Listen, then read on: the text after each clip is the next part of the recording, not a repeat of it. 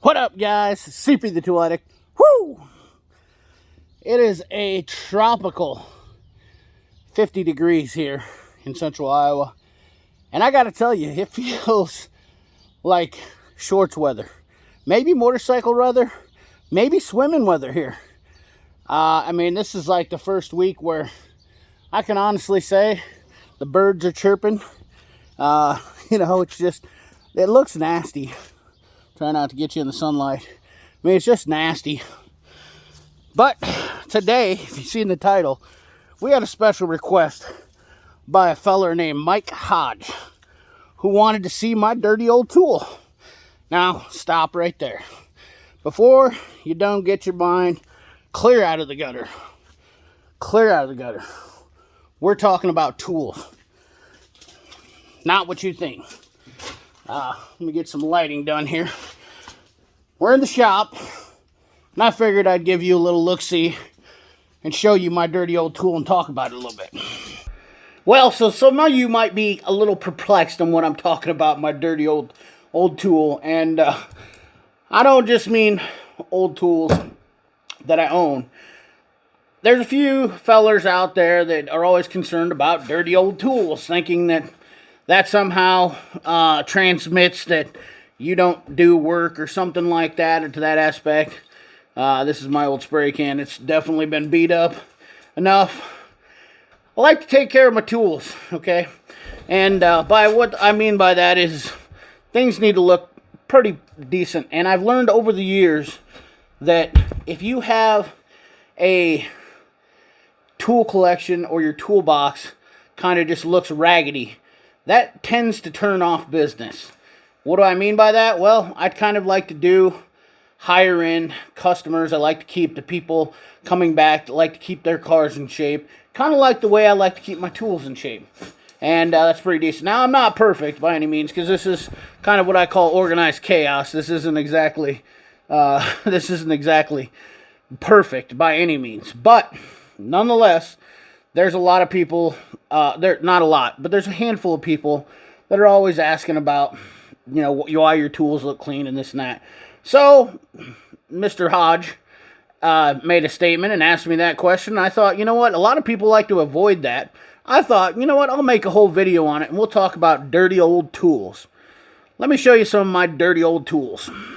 Alright, well, so in the spirit of dirty old tools, I thought I would show some of the tools that I use pretty much regularly, or some of the tools that I had used regularly, and talk about them. First, starting off is my cordless impact. That is definitely not a clean tool. It gets used pretty much daily, much like my ratchet gets used daily, and it's definitely got wear on it. And I'm not sure the effect of what a lot of people think, or not that I really care that much. But I guess for some reason people translate. I've got several screwdrivers. And I've got a lot of new tools, but these are actually old Matcos. They don't even have this style, and you can see they're the Wits. Matco, kind of worn off there. I have a lot of tools that are been aged, and I buy a lot of tools, obviously, now. So these are just a variety of stuff, and I've used a lot of these tools. Were tools that I had used starting off, and I upgraded some of them here in the last couple of years, to be honest with you. I mean, these were my go-to wrenches for a long time, were my SKs. And I don't use these as much, but they're kind of a good intermediate length. In fact, I used that one not too long ago. The good old 16 mil. Used that one not too long ago. But a good intermediate length. I use this tool very regularly. You can see my hands are filthy too. I apologize for that, but yeah, some of the stuff that I use, my super scraper, I use it regularly. This is not a toolbox queen. This is one of the tools from Lyle that I use. It's a clip remover tool for connectors. Another tool that I use that I guess I should talk about, that I talk about a lot, is diagnostic stuff. This tool right here gets used a ton. It's not turned on right now, but it gets used a ton. It's one of my go-to tools because I like using this one a lot. It does a lot of diagnostic, a lot of bi-directionals, along with just a plain old regular incandescent light. And this is pretty well used. In fact, it's cracked up here, whatnot. But I still use this one on a regular basis, as well as this smaller piercing one. Come on, focus in there, honey. As long as a smaller piercing. In fact, I bent the piercing on it, but this is a Mac ETJ. This one I use quite a bit. It's been around for a long time. Oil filter pliers, another thing I use quite a bit. You know, when you're got to do an oil change, you don't have a choice. My old Nipex needle nose, definitely some of the pliers that I've used for a long time. These are getting pretty well broke in. My hose pick, in fact, this is the older model Snap-on. So I guess to summarize with the tools, my ratchet, this one's replaced the head on this ratchet. This one was wore out, but it got replaced on that ratchet. 3/8. Got another head replacement. I'm pretty diligent about taking care of my tools. This ratchet's been my go-to for a long time. You can see the face plates pretty wore out. In fact, this is another one. This is pretty much another go-to of mine. I had this for a long time, and I use this Matco, this old Matco right here, old style handle. I've had this one, and I use this one for a long time. So what is the whole point of this video? The point of the video, oh, there's some of my sockets. I use Sunex sockets for a long time too. This is a 15 millimeter. A lot of Sunex sockets, use a lot of those.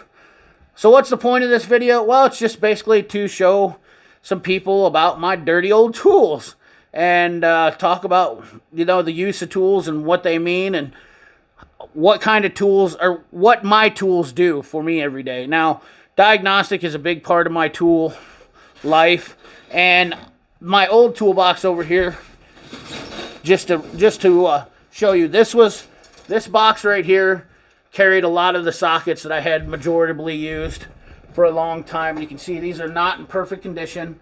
These tools have been, they're kind of rusty now because they've been setting for a while, but these are kind of backup sockets. Extras, standards, whatnot. In fact, that SK set right there, which has got a lot of stuff, that's the one I used for near 20 years. So, and then not only did I use those, but I also used these screwdrivers. Up until the last couple years, I had been using these SK screwdrivers for the longest time. I got new screwdrivers, got new tools, and I use different things, different strokes for different folks. Just a lot of different new tools that I didn't have. I had a hodgepodge of these wrenches that I used for a long time. Upgrading sometimes makes people translate into thinking that maybe you're not using your tools, I guess. I'd used all these air tools up until the last couple years, to be honest with you. You can see the wear on them. In fact, this one's still something that I don't not want to use, but this one's one I use for pretty close to going on 15, 20 years. So not all the tools that you see all the time are the tools I used. In fact, that boot was on there, and you can see this is pretty grubby, and I took it off because it's a special edition John Force Impact. I just wanted to basically talk to people about judging someone based on the use of their tools, I guess. It seems to me like there's a few people out there, some of them that aren't even old enough to barely have 10 years in the business, and I've been doing it 20 plus years now, and I think it's funny. I think it's funny because what you see isn't always what you get, and a lot of people want to judge people. Well, I think it's crazy. In fact, I don't ever demote somebody's success, okay? I will say that right off the bat. A lot of people have some negativity towards taking somebody's success, and they want to destroy that, okay?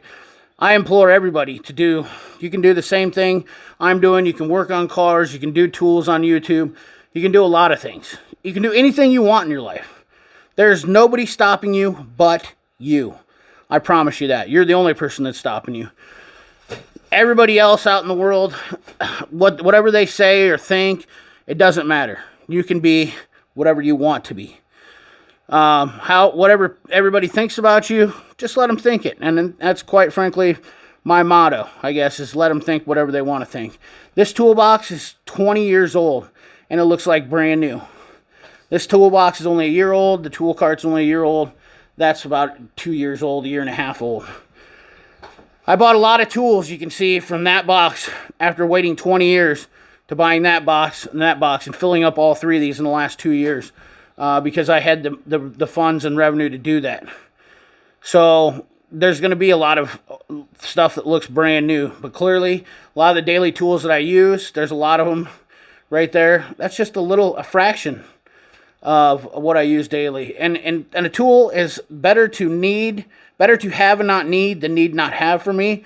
So I like to buy a lot of stuff, and that way, if I need it, which in fact I've got a compression tester that a buddy of mine needs right now, I'm going to take it to him, and I've only used it twice, but I'm helping those guys out. I have a lot of friends in this business, and I like to help everybody out. So that's kind of my thing. So anyways, guys, that's the video. Checking out my dirty old tools. And I hope you enjoyed it. I hope it made sense to you. I hope a lot of people kind of get over their anxiety of not seeing dirty used tools. Whatever the problem is, you know, worry about what you're doing. Don't worry about what somebody else is doing. That's the best thing you can do. In fact, I got that advice from somebody, from somebody from YouTube, and it's probably the best advice you could ever get. Don't ever let somebody else get into your head about what you do with your life. So anyways, guys, appreciate you. Remember to like, comment, share, subscribe. Ring that bell. Remember, keep your hands dirty and your money clean. Thanks for watching.